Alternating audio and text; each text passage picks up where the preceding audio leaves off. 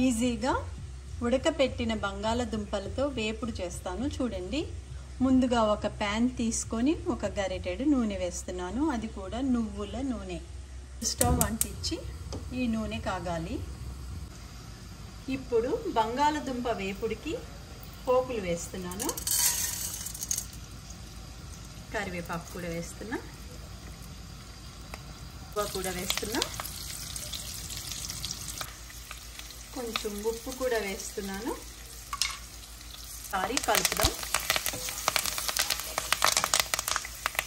ఇప్పుడు ఉడకపెట్టిన బంగాళదుంపలతో నేను వేపుడు చేస్తున్నాను. ఇందులో ఇప్పుడు ఏం వేసానంటే ఆవాలు, జీలకర్ర, మినపప్పు, శనగపప్పు, కరివేపాకు, కొంచెం ఇంగువ. ఈ పోపులన్నీ వేగాక ఈ బంగాళదుంప వేపుడికి కొంచెం అల్లం తురుము కూడా వేయాలి. చాలా బాగుంటుంది ఈ వేపుడులో. అట్లానే కొంచెం పసుపు. ఒకసారి కలుపుదాం. పోపులన్నీ వేగిపోయాయి. ఇప్పుడు అల్లం కూడా కలిపేస్తున్నాం. ఇవి వేగిపోయాయి. ఇప్పుడు ఉల్లిపాయ, పచ్చిమిరపకాయ ముక్కలు వేస్తున్నాను. ఈ బంగాళదుంప వేపుడి ఇలాగనే బాగుంటుంది.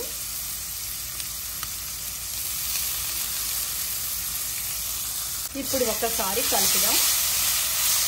ఉల్లిపాయ ముక్కలు బాగా వేగనవసరం లేదు మాట. ఉల్లిపాయలు, పచ్చిమిరపకాయ ముక్కలు వేగుతున్నప్పుడే నేను ఉడకపెట్టి పెట్టుకున్న బంగాళదుంప ముక్కలు వేస్తున్నాను. చూడండి, ఇవి నేను ఉడకపెట్టి పెట్టేసుకున్నాను అన్నమాట. ఇప్పుడు అవి వేస్తున్నాను.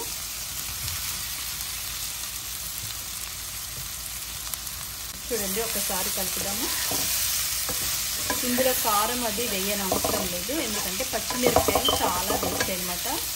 ఈ వేపుడికి ఇలానే చేయాలి. అల్లం తురుము, పచ్చిమిరపకాయ ముక్కలు, ఉల్లిపాయ ముక్కలు ఉంటే చాలు. ఇంకా పోపులు ఉంటే చాలు.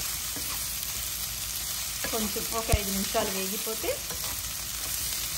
ఫ్రై ఆఫ్ చేయడం. ఒక 5 నిమిషాలు వేగాలి. ఒక 5 నిమిషాలు వేగితే చాలు. పొటాటో, ఉడకపెట్టిన పొటాటో ఫ్రై రెడీ అయిపోతుంది. చూడండి, చిన్న మంట మీద బంగాళదుంప వేపుడు అయిపోయింది. చూడండి, మంచిగా వేగిపోయింది. ఉడకపెట్టి బంగాళదుంప వేపుడు చేసుకుంటే చాలా మంచిది మాట.